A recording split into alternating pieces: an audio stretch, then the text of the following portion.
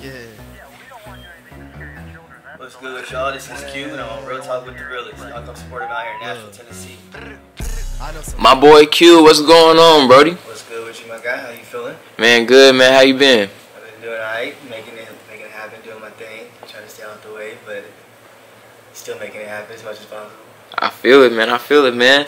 So, I just came across you, man. You hit me up. You had to get this, lock this little interview in and everything, Definitely want to, get you a little more in tune with your audience and make sure that they, get a little more deeper connection with you outside of just the music, For sure. So, before we go ahead and jump into the music and everything, bro, let's go ahead and get a little bit about your background. So, where are you from, bro? Originally, I grew up in Humphreys County, which is like about an hour and a half from Nashville. But here past 34 years, I lived in Dixon, Tennessee. But now I'm out in Clarksville. That's where I'm going to be. Okay. So you're really familiar with the whole, not just the Tennessee area, but like Nashville in general? Yeah. Okay. That way. Okay. What are some of the things that you like about Nashville? Like, what are some of your favorite things about the city? Man, really, it's just the environment. It's really been growing the way it's been growing. It's going to become something different, and I've been like growing into it as well. And things that I see around Nashville, as far as like I'm interested in music and stuff, so I see artists all the time. I go downtown a lot, and I just do a couple different things down there. And I don't know, I like Nashville a little bit, but I really stay to myself in my wherever I'm at. Dixon, where I was in Dixon, I was staying home a lot. Clarksville, stay at the crib a lot. But if I do come to Nashville, I'll be downtown, some bars or something like that. Now that I'm 22, shit. Okay, so you like kicking it downtown and everything. Slick. I feel you. Not too much, too more. I feel you. So you saying like you run into artists a lot, so it must be easy to network with a lot of music people out here. It's getting more similar to, but at the same time, I've only ran into a couple. For sure. Okay, so you think like the music is connections though, the way the connections move. As far as like you walking downtown, you see somebody with their camera, you're like, oh, he does videos. I need to get that connect. I try to make a lot of connections, a lot of networking every time I go somewhere. So if I see something and I move towards it and then speak, it usually just flows. Okay. That's what's up, man. That's a little different. A lot of people I never really just see, like, they see somebody be like, hey, because, a lot of people kind of, like, be a little nervous to, like, kind of speak up. So you saying it's kind of a little more easier, like, the walls are kind of, like, less guarded here. Like, it's a little more easier for people to talk to each other and, get to business. Like, that's why I was saying the environment, just 'cause, like, you approach somebody, it's usually on some cool, but then sometimes if you're around the business, who it is, how it is, what's the approachment, what's going on in the sequence, really. Okay, that's what's up, man. And you say you've been here for a minute, so you've seen like the city grow. So you could kind of give me a gist of what it used to be like before they started kind of doing a little more of the gentrification process. Pop-up shops. Really, I was used to be only flea markets and stuff like that. Now it's like pop-up shops or vintage and stuff like that. Vintage is going crazy in Nashville. For sure. A lot of people do like sneakerheads and stuff. So there's a lot of people around Nashville doing that. Definitely. So like, I believe that's one way. The music in general, it's became something you would never thought of as far as for Nashville. I guess for Tennessee in general, because it really just started blowing up in Memphis, then Nashville, then Memphis. But yeah, that's really about it. How I feel about that. Yeah. What about the food? You think like since Memphis is like an hour, 2 hours away, and y'all got the Nashville hot chicken, like who got the best chicken? I don't know. I haven't really been to Memphis. I've been to Memphis a couple times, but I have not ate their chicken. Really? Facts. That's crazy, man. I've never really this is my first time hearing somebody say they haven't had Memphis barbecue at all. Yeah, but like in Nashville, I go to Hattie B's. Like that's really the spot you pull up almost every time. Yeah, I like Hattie B's and Princess. Over there by Dogwood and stuff. That one's the most. Definitely, man. So definitely know you're not no local, bro. You've been around here too long. You an OG out here. I try to stay around a little bit. No, I feel you, man. If I had the opportunity to get out of Tennessee, though, I probably this is where I want to grow and build, but I want to definitely go beyond it. Definitely. Where are some places that you're looking to go outside of Nashville? Texas, Houston, Dallas, Austin, really don't matter. I'd say I'd go towards Minnesota area and also South Carolina area, but I'd definitely go to Cali. So, not really anywhere, but a couple different areas I've thought about just for different environments and how it snows up there in Minnesota, Chicago area compared to how it does down here. I don't know, just different environments. You want that snow? I'd want to try some stuff like that. You want to try Chicago snow? You want to try Chicago snow? I would stay in the house.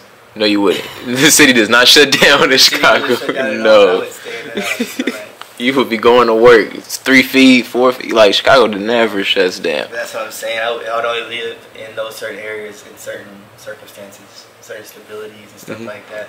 Depends, you know, it really just depends. That's dope. That's dope. So what draws you to these other cities, man, that you want to explore? I don't even know. Really, the networking down there in Texas, that I've seen it grow tremendously. But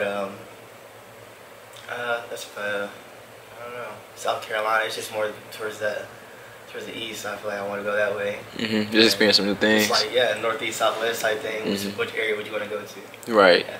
Definitely. There's this island in California that I really want to go to. I can't even think of the name of it off the top of my head, but it's like off of California. Oh, really? But I want to go there one day for sure. I have to check it out. I didn't even know they had islands. I'd have to show you. Yeah, show me after the interview. I definitely want to check it out. I know it's dope. For sure, man. So, you know, you sound like you kind of got your head on straight, bro. You know where you kind of want to go outside of Nashville and everything, and you still want to stay tied into the music and everything. So let's kind of, you know, jump into the music, bro. Like, how long have you been involved? Really, the past 2 years, I just started like recording. I started recording off my headphones. I think some headphones in my phone off of BandLab. I was using BandLab for a minute, but like of course the sound quality and stuff wasn't right. But I still use it like just on dropping it on BandLab or whatnot and stuff like that. But past 2 years for sure, 2020, I made a couple songs. Like they're all good songs, but it's just still the sound quality wasn't there, either based off how it was recorded or who was recording it, or how the producer went.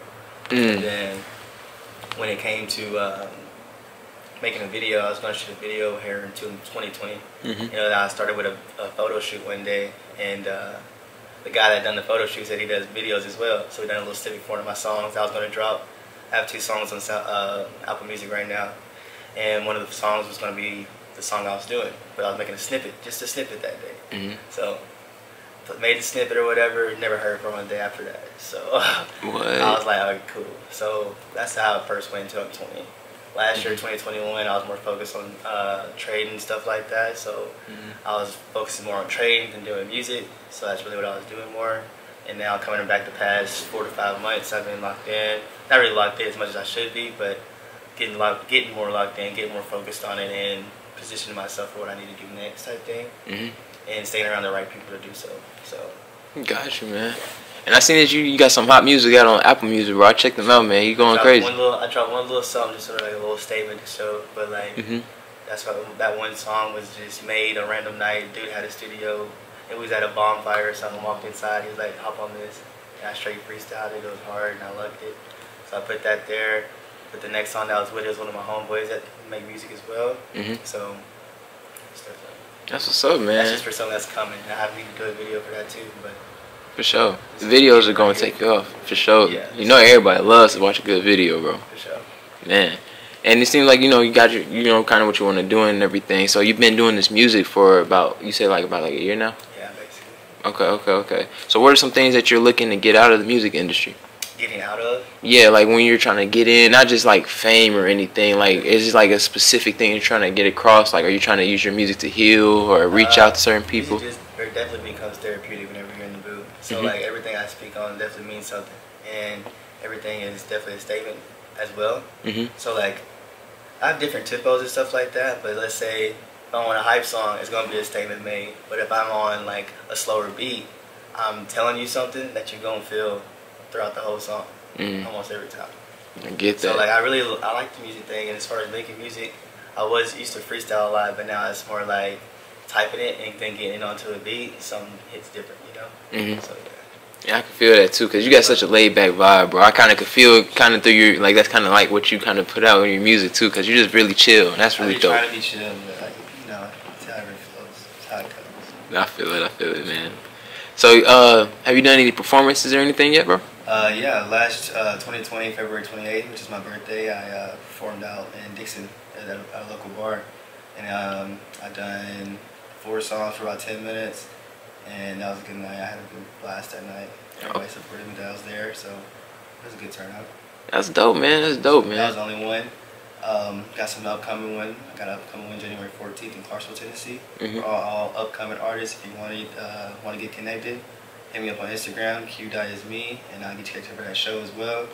We just need more local artists that's trying to get up, you know. And the people that rented the venue, they're just trying to do the same. So I love to connect. I love to network. So I'm also added on. Definitely. I might have to follow up in there with my camera, man, just to connect with some new talent. January 14th. For sure. Like next week. That's like next Friday, next Saturday. Yeah, I ain't got nothing going. I might slide through with you. That's a bet, man. You know, add me to your little entourage team, bro. I snap up. I'm good with the camera. You need it around every day. I got you, bro. We gonna make something work, bro, for sure.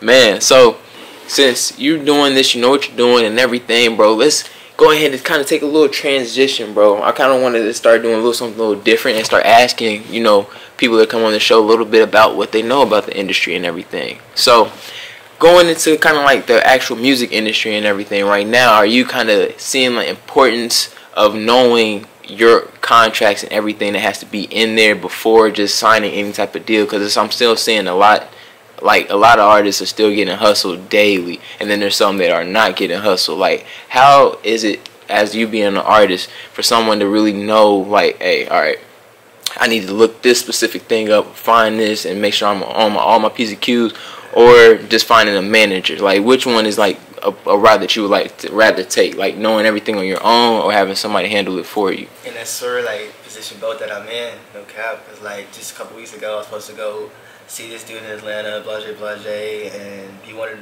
me to pay half that day that was on the phone, and then come down there next week.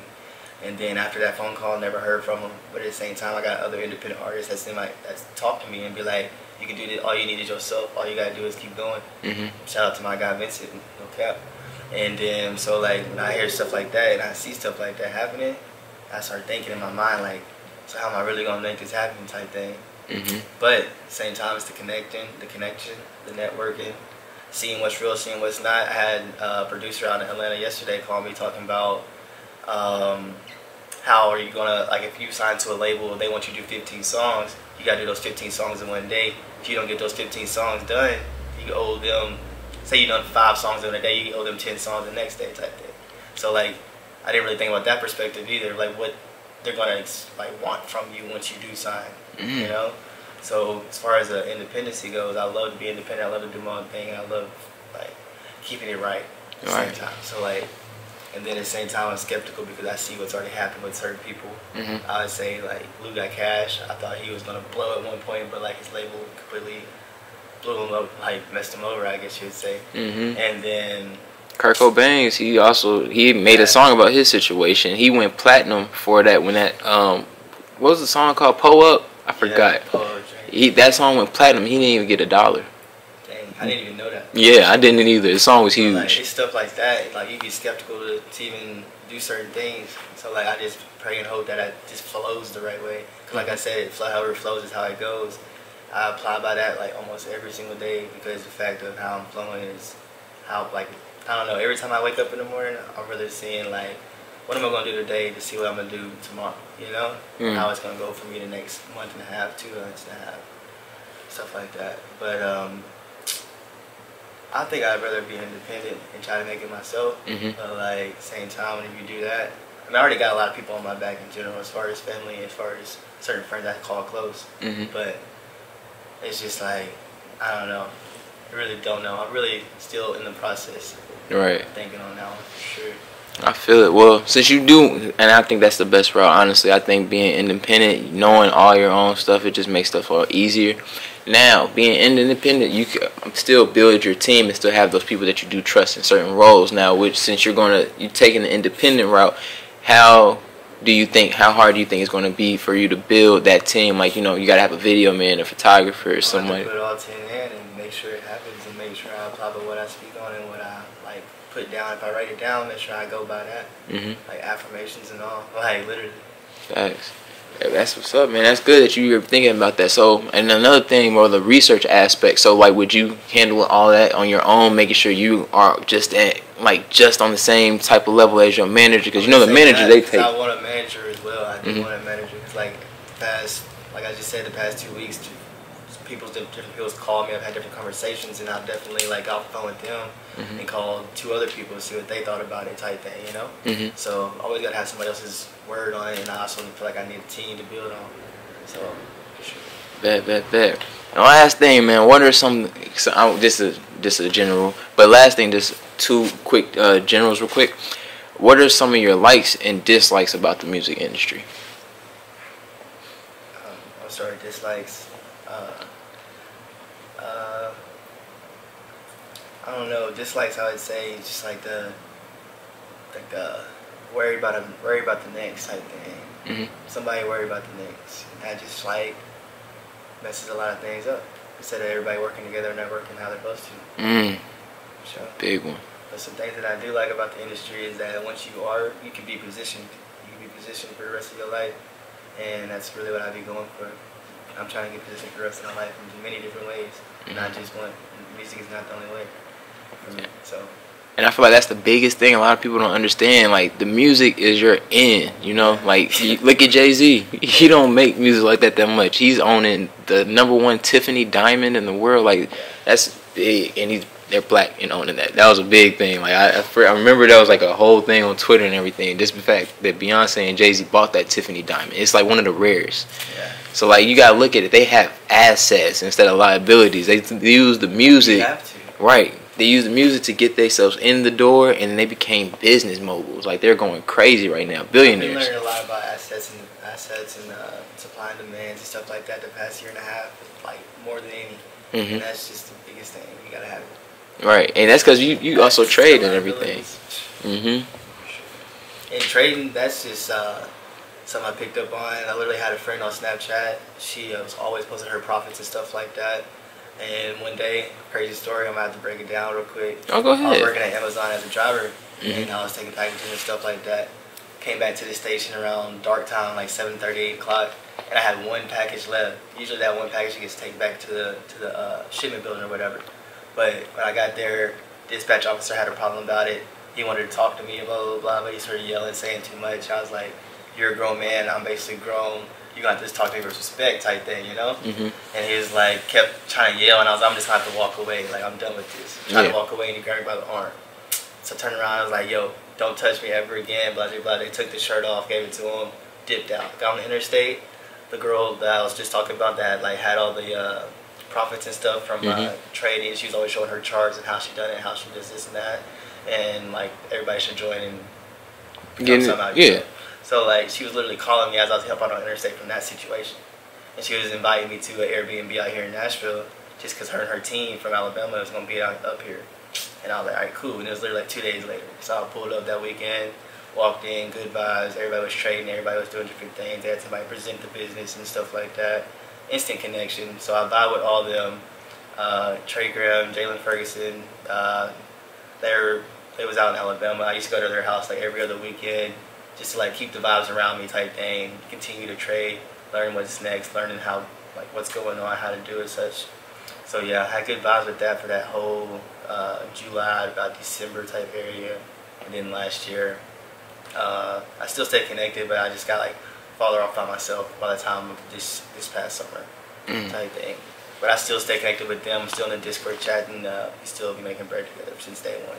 So they position me, and I'm still gonna stay with them for like forever, like I said. Right. It's like Vincent with music. I'm gonna stay with Vincent forever with the music, as long as we cool, we cool. But if you with the video, we're gonna continue to do this. Every connection I make is gonna continue to. Facts, man. And that's a great story, bro. Like the fact that you just said, like, yeah, all that got you on the path off of you quitting the same day. Yeah, and it literally did. But at the same time, whenever I started, I was like, I'm not going back to another job type thing. But then soon enough, I knew that I got to go back to a job, make more money and different incomes too, you know, which I'm cool with, because I ain't never stressed about going to school. I ain't never stressed about going to work. I ain't never, you know, you got to do what you got to do. So, right. Nah, bro, that's great though. Like, that's a great story. That might inspire somebody else, because, you know, myself, I trade too, and it was me getting fed up in my job to get me really started. And it was crazy. I was interviewing someone else on this couch. His name was Legendary Bizzo, and he introduced me to Crypto.com. Dude was going crazy the day we met, and I'm looking at this stuff. I'm like, because I thought that stuff was like, oh, it was a scam. But my uncle was doing Forex, and he was cashing out. So that's what made me listen to him. So I'm like, all right, bro, tell me about this little crypto stuff. The only reason I didn't believe in crypto for real, because you can't touch it. Yeah. Like, you can't touch not one of them dollars, not a Bitcoin. They not real. Crazy thing. And it's like, now it's like it's worth more than the US dollar. It's crazy, bro. So I saw how much money was being made in this space, and then when I got in, I started to make the money. So I'm like, yeah, they weren't lying, man. It's other ways to make incomes out here. For me, and it was only like some cents, and I was like, what? Yeah. Okay, cool. It's crazy because then, man, a lot of that stuff is better than just leaving your money in your savings account. Because you know, at the same time, like I tried to make it a savings account one time and it didn't go the right way. So like there's different obstacles that you have to go about and doing some different things, you know. Yeah. So it ain't all dubs at the same time. Oh yeah, it's definitely some L's in there. Like it's all dubs type thing. This ain't that. Yeah, every L is a lesson though. You learn from that because it's gonna be facts. Because you definitely learn. I stand and apply by that too. I feel you, man.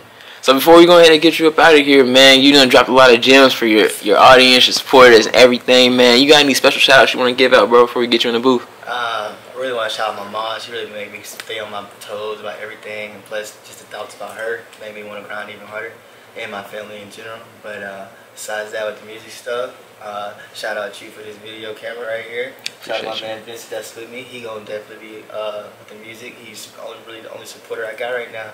It's not ready for everybody else to keep showing me that they support. For sure. I appreciate that, man. You got it. I know you're gonna go crazy, bro. And we definitely gonna stay locked in, man. I just appreciate anybody that comes, just chops it up with me on the couch, man. Yes, sir. For sure, bro. So let's go ahead and get you in the booth, man. Let them see what you're talking about, Brody. Let's get it.